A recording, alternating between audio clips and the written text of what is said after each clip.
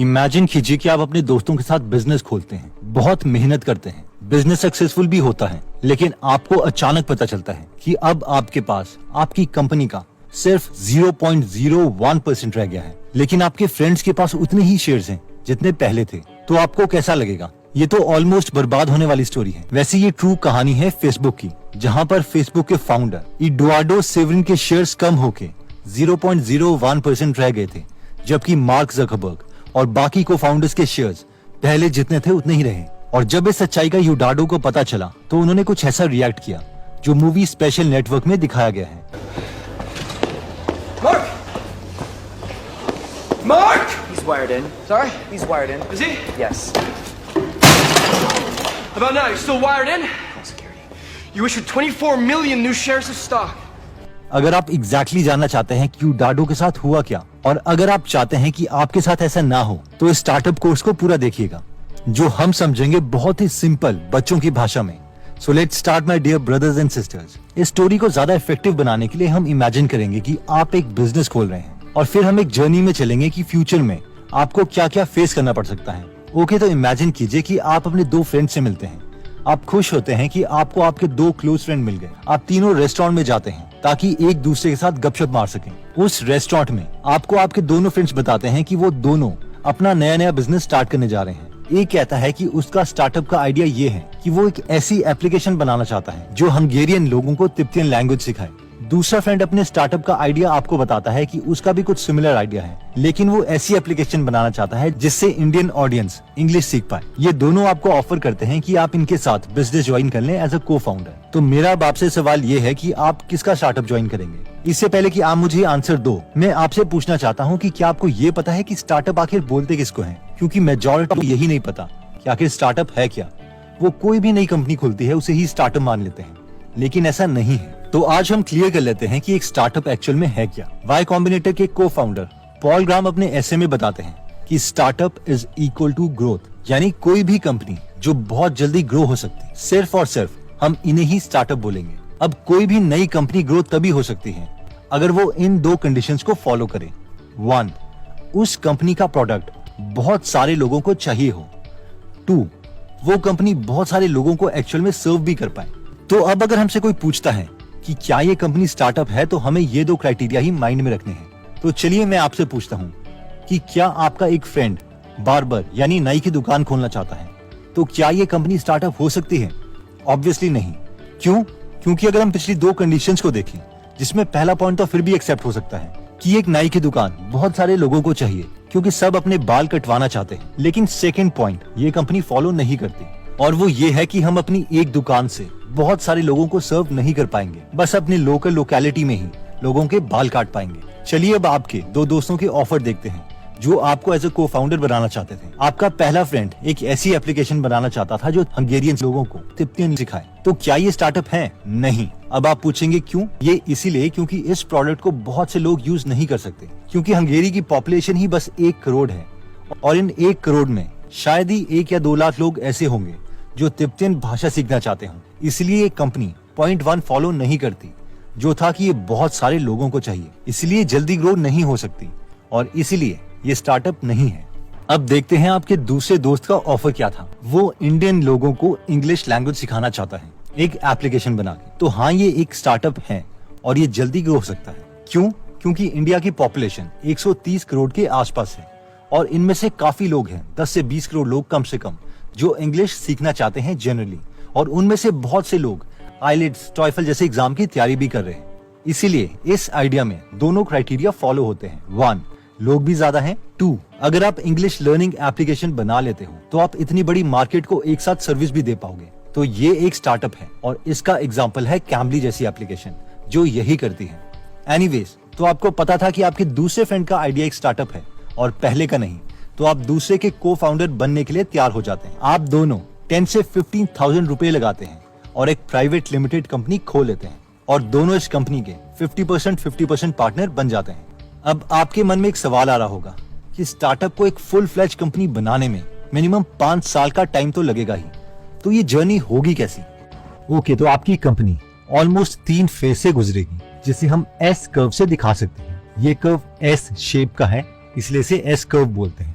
इसमें सबसे पहला रीजन आता है इन्फ्लेक्शन पॉइंट से पहला वाला पॉइंट, यानी यहाँ पर जहां पर आपकी ग्रोथ जीरो है और आपको पता नहीं चल रहा कि आप कर क्या रहे हैं। इस वक्त आप एक ऐसा प्रोडक्ट बनाना चाहते हैं जो प्रोडक्ट मार्केट फिट हो, यानी ऐसा प्रोडक्ट जहां पर लोग आपको पैसे देने के लिए तैयार हो। लेट से जो हमने एग्जांपल लिया था कि आप इंडियंस को इंग्लिश सिखाना चाहते थे, तो आप अपनी प्रोडक्ट बनाते हैं और लोगों के पास लॉन्च करते हैं और आप देखते हैं कि क्या एक्चुअल में लोग आपका प्रोडक्ट खरीदना भी चाहते हैं या नहीं, या जिस तरीके से आप प्रोडक्ट बना रहे हैं, जिस तरीके से आप इंग्लिश सिखा रहे हैं, क्या लोगों को वो पसंद भी है या नहीं। जिस मोमेंट पे आपको वो आइडिया मिल जाता है कि हाँ लोगों को पसंद है और कुछ यूजर्स कन्वर्ट हो रहे हैं, उसके बाद आता है आपका ग्रोथ स्टेज। यहाँ पे आप इन्वेस्टर्स के पास जाते हैं, इन्वेस्टमेंट्स लेते हैं और ग्रो करते हैं, यानी ज्यादा से ज्यादा यूजर्स को लेके आते हैं अपने प्रोडक्ट की तरफ, ज्यादा इंस्टॉल्स करवाते हैं, एडवर्टाइजमेंट देते हैं, मार्केट में बहुत ज्यादा पैसे खर्च करते हैं और फाइनली दोबारा से ग्रोथ आपकी स्लो हो जाती है। इसके दो कारण हैं, या तो मार्केट में कोई और अच्छा बेहतर प्रोडक्ट आ गया है और लोग उस प्रोडक्ट को इंस्टॉल कर रहे हैं, या फिर आप मैक्सिमम मार्केट पेनिट्रेट कर चुके हैं, यानी जितने लोगों को आपका प्रोडक्ट चाहिए था उनमें से मैक्सिमम लोग आपका प्रोडक्ट ऑलरेडी यूज कर रहे हैं और यहाँ पर आपको दोबारा से कोई मैग्निफिसेंट चेंज करना पड़ेगा अपनी कंपनी में ताकि आप इस ग्रोथ को कंटिन्यू रख सकें। आइए हम इन तीनों पार्ट्स को डिटेल में देखते हैं। इन्फ्लेक्शन पॉइंट से पहला पार्ट 1, ग्रोथ स्टेज पार्ट 2, उसके बाद वाला स्टेज पार्ट 3। ओके, तो अब हम देखते हैं पार्ट 1 यानी वैलिडेशन फेज। अब आपको वैलिडेट करना है अपना आइडिया कि जो आप ये एप्लीकेशन बनाने वाले हैं, जहां पर आप इंडियंस को इंग्लिश सिखाएंगे, क्या वो लोगों को पसंद भी आएगा जिस तरीके से आप उनको इंग्लिश सिखा रहे हैं। तो उसके लिए आप क्या करेंगे, इसके दो तरीके हैं। एक तरीका है मेडिटेशन, यानी आपने जो एक बार बोल दिया और उसे ही सच मान लिया। अगर आप इस तरीके से जाते हैं तो ऑब्वियसली आप फेल होंगे क्योंकि आपके पास कोई डेटा नहीं है प्रूव करने के लिए। नेक्स्ट लॉजिकल साइंटिफिक तरीका आता है कि आप रिटेंशन कर्व्स देखें, यानी स्टार्टिंग में आप कुछ एडवर्टाइजमेंट लगा के, पैसे लगा के यूजर्स को अपनी एप्लीकेशन में लेके आएंगे जो मिनिमम प्रोडक्ट आपने क्रिएट किया है। आपको इन दोनों में से एक रिस्पॉन्स मिलेगा। तो पहले हम देख लेते हैं रिटेंशन कर्व है क्या। रिटेंशन कर्व है मंथली एक्टिव यूजर्स और डे ऑफ एक्विजिशन के बीच का डेटा।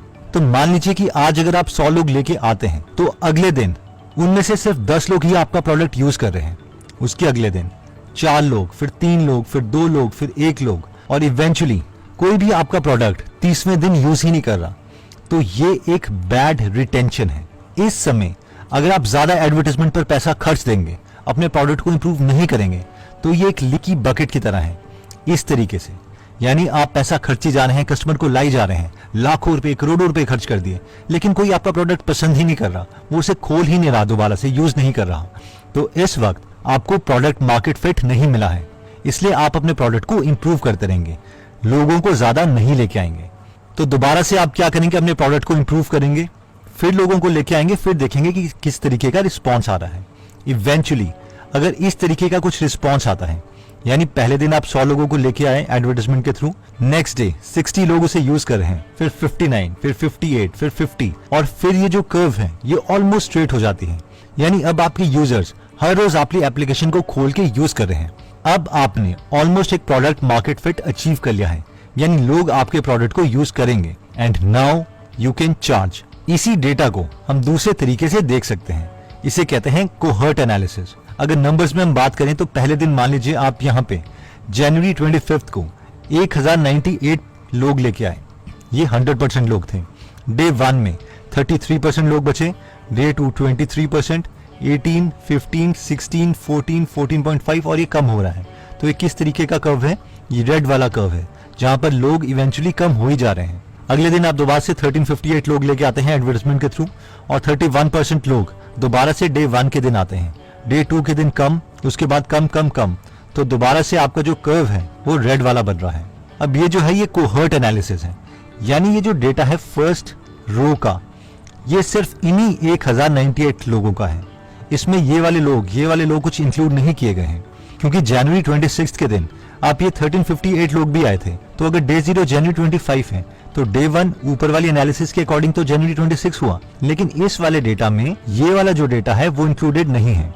इसी को हम कोहर्ट एनालिसिस कहते हैं, यानी इन्हीं की जर्नी 1098 लोगों की जर्नी आपको बताई गई है कि वो आपके प्रोडक्ट को कैसे यूज कर रहे हैं। उसके बाद 1358 लोगों की जर्नी बताई गई है कि ये आपके प्रोडक्ट को कैसे यूज कर रहे हैं। वैसे ही 1758 लोगों की जर्नी बताई गई है कि ये आपके प्रोडक्ट को कैसे यूज कर रहे हैं। At the end of the day आपको कुछ इस तरीके से चाहिए, और यहाँ पे सबसे ज्यादा टाइम लगता है। हो सकता है आपको 5 महीने 6 महीने लग जाए, लेकिन अगर ये कर्व आपका इस तरीके से आ जाता है तो मान लीजिए ये एक बहुत ही पॉजिटिव साइन है और आपने कुछ अच्छा प्रोडक्ट बनाया है जिसे लोग एक्चुअल में यूज करना चाहते हैं। अब इसके बाद आता है नेक्स्ट पॉइंट, जो कि कहता है ग्रोथ स्टेज। आप यहाँ पे अचीव कर चुके थे अपना product market fit and now after inflection point is the growth stage. Okay, तो ये ग्रोथ स्टेज आ गया है। अब अगर आपको प्रोडक्ट मार्केट फिट मिल गया है, इसका मतलब है कि आपके कुछ कॉम्पिटिटर्स को भी प्रोडक्ट मार्केट फिट मिल चुका होगा, यानी उन्हें भी कुछ इस तरीके का कर्व मिल चुका होगा अपने प्रोडक्ट के लिए। तो अब मैक्सिमम लोग जो राउट यूज करते हैं वो है ग्रोथ के लिए इन्वेस्टर्स के पास जाना, और अब ये आपकी कंपनी का कुछ परसेंटेज लेके आपको पैसे दे ताकि आप जल्दी ग्रो कर सको। क्योंकि कुछ बिजनेसेस विनर्स टेक ऑल वाले होते हैं, जैसे कि फेसबुक। दुनिया में 2 फेसबुक नहीं हो सकते, 2 यूट्यूब नहीं हो सकते। ऑब्वियसली आप कहेंगे कि विमियो भी है, बट जो ज्यादा मार्केट शेयर है वो यूट्यूब के पास है। तो अगर 2 लोग फेसबुक बना रहे हैं और दोनों का प्रोडक्ट इक्वल है, तो जो जल्दी मार्केट को कैप्चर करेगा वही जीतेगा।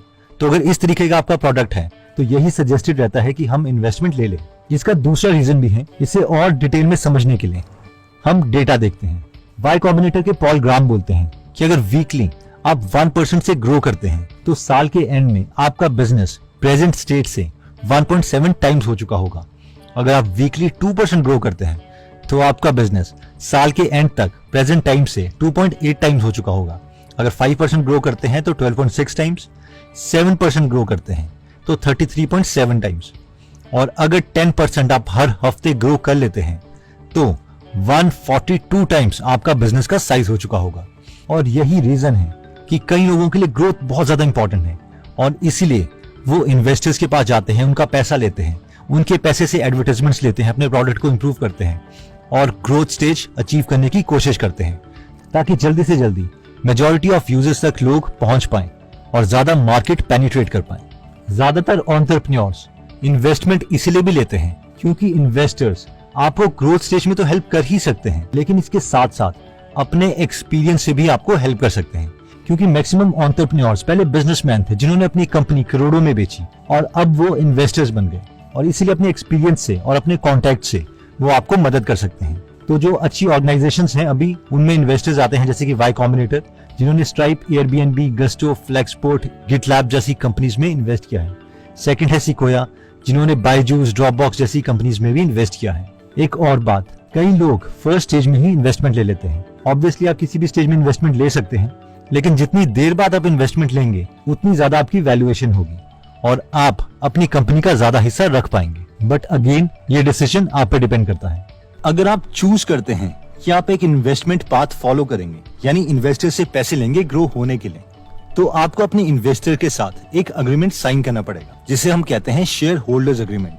अब शेयर होल्डर्स अग्रीमेंट में कुछ क्लॉजेज हैं जिसका हमें एज ए फाउंडर ध्यान रखना पड़ता है। इनमें से 4 इंपॉर्टेंट क्लॉजेज की हम बात करेंगे। एक बात जो हमें याद रखनी है वो ये है कि कोई भी चीज जो शेयर होल्डर अग्रीमेंट में लिखी जाएगी उसमें नेगोशिएशंस हो सकती है, यानी हम उसे चेंज करवा सकते हैं।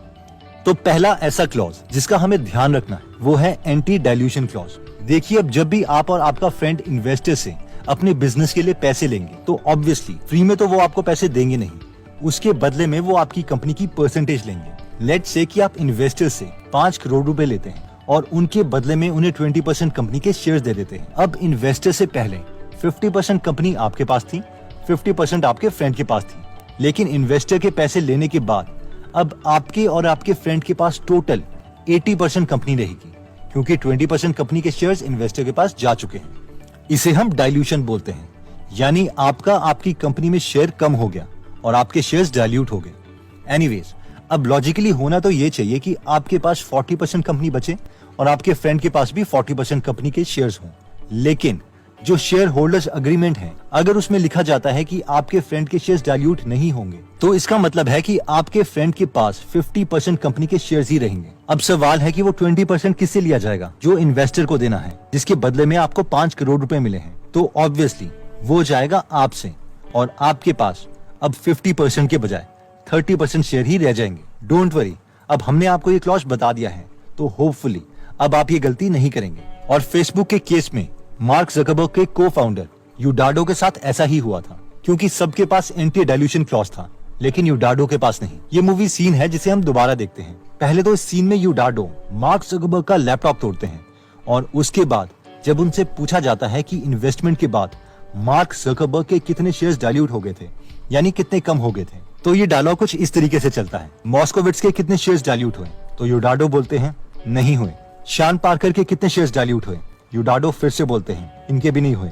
पीटर थील के कितने शेयर्स डाइल्यूट हुए, यूडाडो फिर से बोलते हैं पीटर के शेयर्स भी डाइल्यूट नहीं हुए, यानी कम नहीं हुए। और फिर उनसे पूछा जाता है कि तुम्हारे शेयर्स डाइल्यूट होके यानी कम होके कितने पहुंच गए हैं, तो वो बोलते हैं 0.03%। नेक्स्ट क्लॉज जिसका हमें ध्यान रखना है वो है who is in the board. देखिए, जब आपने और आपके फ्रेंड ने शुरू में प्राइवेट लिमिटेड कंपनी बनाई थी तो आप दोनों उस कंपनी के डायरेक्टर थे और आप दोनों डिसीजन ले सकते थे उस कंपनी के। लेकिन जैसे जैसे आप इन्वेस्टमेंट लेंगे तो आपके शेयर होल्डर्स और आते रहेंगे, और क्योंकि शेयर होल्डर्स जो कि ओनर्स है कंपनी के, वो डायरेक्टर चूज करते हैं, इसलिए उनके पास भी वोटिंग राइट्स आ जाएंगे डायरेक्टर चूज करने के। और डायरेक्टर ऑफिसर्स को चूज करते हैं और डायरेक्टर सारे डिसीजंस लेते हैं, इसलिए उनका कंट्रोल आपके इन्वेस्टर्स के पास आ जाएगा। अब बेशक हो सकता है कि आप अपनी कंपनी का 60% हिस्सा अपने इन्वेस्टर्स को दे दो, लेकिन जो डायरेक्टर को चूज करने के वोटिंग राइट्स हैं वो आप अपने पास रख सकते हैं अगर आप शेयर होल्डर अग्रीमेंट में ये क्लॉज लिखवा लेते हैं। फॉर एग्जाम्पल, आईपीओ से जस्ट पहले मार्क जुकरबर्ग के पास फेसबुक का 28.1% शेयर था, लेकिन उनके पास 57.6% वोटिंग राइट्स थे, जिसका मतलब है कि अगर बाकी सारे शेयर होल्डर्स मिलकर भी कोई डिसीजन लेते हैं तो भी फाइनली मार्क जुकरबर्ग की ही चलेगी। I hope you got this point कि बेशक आप अपनी कंपनी का ज्यादा हिस्सा बेच दें, लेकिन हक अपने पास ही रखें, वरना आप भी एक एम्प्लॉय ही बन के रह जाएंगे। थर्ड क्लॉज जिसका हमें शेयर होल्डर अग्रीमेंट में ध्यान रखना है उसे कहते हैं ड्रैग अलोंग क्लॉज। आपके शेयर होल्डर अग्रीमेंट में एक क्लॉज लिखा हो सकता है जिसे ड्रैग अलोंग क्लॉज कहते हैं, जिसका मतलब है कि आपकी कंपनी में अगर इन्वेस्टर्स को लग रहा है कि उन्हें आपकी कंपनी से ज्यादा बेनिफिट नहीं होने वाला, तो वो इन्वेस्टमेंट करने के एक पर्टिकुलर टाइम के बाद, लेट्स से 7 सालों के बाद, वो आपकी कंपनी में अपने शेयर्स किसी को बेच सकते हैं। और आपके इन्वेस्टर्स के पास ये पावर होगी कि वो आपको भी मजबूर कर दें कि आप भी अपने शेयर्स उसी प्राइस पर बेचें जिस प्राइस पे आपके इन्वेस्टर्स शेयर बेच रहे हैं। इससे होगा ये कि आपकी कंपनी का 100% कंट्रोल नए बायर के पास चले जाएगा, और साथ में हो सकता है कि आपको अपने शेयर्स उस प्राइस में बेचने ही ना हो जिस प्राइस पे आपके इन्वेस्टर बेच रहे हैं। इसलिए इस क्लॉज का भी ध्यान रखिएगा, क्योंकि शेयर होल्डर अग्रीमेंट में हर चीज को आप नेगोशिएट कर सकते हैं। फोर्थ क्लॉज जिसका ध्यान हमें रखना है वो है टैग अलोंग। मान लीजिए आपकी कंपनी का ज्यादा पोर्शन, लेट्स से 60% हिस्सा आपके इन्वेस्टर्स के पास है और बाकी 40% आपके और आपके फ्रेंड के पास कंबाइंड है। अब अगर कुछ सालों के बाद कोई बड़ी कंपनी, लेट्स से गूगल, आपकी कंपनी को खरीदने आती है और उन्हें आपकी कंपनी का 60% ही चाहिए, तो ऑब्वियसली नॉर्मल केस में होगा ये कि वो बड़े स्टेक होल्डर के पास जाएंगे, यानी आपके इन्वेस्टर्स के पास जाएंगे जिनके पास 60% कंपनी का शेयर है, और उन्हीं से बात करेंगे और आपसे नहीं। और आपके इन्वेस्टर्स गूगल को अपने शेयर्स बेच सकते हैं अग्रीड प्राइस पे, लेकिन अगर आपने tag along clause share holder agreement में डलवा दिया है तो आपके पास भी ऑप्शन होगा कि आप भी इक्वल प्रोपोर्शन और सेम प्राइस में गूगल को अपनी कंपनी के शेयर्स बेच सकते हो जितने प्राइस पर आपके इन्वेस्टर बेच रहे हैं। इस इमेजिनरी एग्जांपल में गूगल को आपकी कंपनी का सिर्फ 60% हिस्सा ही चाहिए था, तो अब वो 60% आप और आपके इन्वेस्टर्स मिलके देंगे, यानी 30% आपके इन्वेस्टर्स बेचेंगे और 30% कंबाइंड आप और आपके फ्रेंड देंगे, यानी 50% आपसे, 50% आपके फ्रेंड से। अब ये जरूरी नहीं कि आपको ये 30% बेचना ही है, लेकिन आपके पास ऑप्शन होगा कि अगर आपको लगता है कि प्राइस ठीक मिल रहा है तो आप बेच सकते हैं। अब हम बात करते हैं आपकी कंपनी के थर्ड फेज की, जो कहता है कि ग्रोथ इज स्लोइंग, यानी कंपनी की ग्रोथ थोड़ी स्लो हो रही है। अब 5 से 10 साल हो चुके हैं आपकी कंपनी को खुले हुए, जब आपने और आपके फ्रेंड ने डिसाइड किया था कि आप बिजनेस खोलेंगे। कमरों में 2 लोगों के द्वारा सोचा हुआ एक आइडिया अब एक फुल फ्लेज कंपनी का रूप ले चुका है। आपने इसके लिए बहुत मेहनत की थी और अब आप इसे डिजर्व भी करते हैं, फाइनेंशियल फ्रीडम को, वेल्थ को। अब आपके पास 2 ऑप्शंस हैं अपनी कंपनी के लिए, जिसमें पहला ऑप्शन है sell it to another company, यानी अपनी कंपनी दूसरी कंपनीज को सेल कर दो। अब कंपनी बेचना आसान नहीं है, कंपनी एक्चुअल में बेची नहीं जाती बल्कि खरीदी जाती है। अगर आपकी कंपनी को कोई खरीदना नहीं चाहता तो आप उसे बेच नहीं सकते। एनीवेज, फिर भी कंपनीज 3 तरीके से बिक सकती है। इसमें सबसे पहला आता है स्ट्रेटेजिक एक्विजिशन। ये सबसे महंगा टाइप का एक्विजिशन है, और अगर आप अपनी कंपनी सेल करना चाहोगे तो आप चाहोगे कि कुछ इस तरीके से ही आपकी कंपनी की एक्विजिशन हो, यानी बेची जाए। अगर आपकी कंपनी किसी बड़ी कंपनी के लिए थ्रेट यानी खतरा बन जाती है या फिर बहुत बड़ी स्ट्रैटेजिक एडवांटेज बन जाती है, तो आप अपनी कंपनी को बहुत महंगे में बेच सकते हैं। जैसे कि फेसबुक ने व्हाट्सएप को खरीदा 1 लाख करोड़ रुपए में, इसीलिए नहीं कि व्हाट्सएप प्रॉफिटेबल था या बहुत ज्यादा पैसे कमा रहा था, बल्कि इसीलिए क्योंकि फेसबुक को डर था कि गूगल व्हाट्सएप को खरीद सकता है और खरीदने के बाद वो फेसबुक के कोर बिजनेस के लिए थ्रेट बन सकता है, यानी खतरा बन सकता है। इसलिए फेसबुक ने ही पहले व्हाट्सएप को खरीद लिया। इसका दूसरा एग्जाम्पल है फ्लिपकार्ट। फ्लिपकार्ट को भी वॉलमार्ट ने करीबन 1 लाख करोड़ रुपए में खरीदा था। अगेन इसीलिए नहीं कि फ्लिपकार्ट प्रॉफिटेबल या मुनाफा कमा रहा था, बल्कि इसीलिए क्योंकि वॉलमार्ट को इंडियन मार्केट में एंटर करना था और वॉलमार्ट को लग रहा था कि फ्यूचर में इंडिया की रिटेल मार्केट का साइज बहुत बड़ा हो जाएगा। और ये स्ट्रैटेजिक एक्विजिशन ही एक कारण है जिसकी वजह से गूगल ने भी यूट्यूब को खरीदा, क्योंकि गूगल को पता था कि लोग फ्यूचर में ज्यादा वीडियोस देखेंगे, ना कि ब्लॉग्स में टेक्स्ट पढ़ना पसंद करेंगे। और जैसे कि हम देख सकते हैं कि यूट्यूब से गूगल को अब बहुत ज्यादा फायदा भी हो रहा है। नेक्स्ट टाइप ऑफ एक्विजिशन आती है बिजनेस एक्विजिशन, यानी दूसरा रीजन जिसकी वजह से कोई बड़ी कंपनी आपकी कंपनी को खरीदना चाहेगी, वो होगा बिजनेस एक्विजिशन। ये एक सिंपल टाइप ऑफ एक्विजिशन है। इसका मतलब है कि बड़ी कंपनी आपकी कंपनी को सिर्फ इसलिए खरीद रही है क्योंकि उसको लगता है कि आपके बिजनेस को खरीद के वो उसे और बड़ा बना सकती है और जितने पैसे उन्होंने आपकी कंपनी को खरीदने के लिए दिए थे उससे ज्यादा वो पैसे कमा सकती है।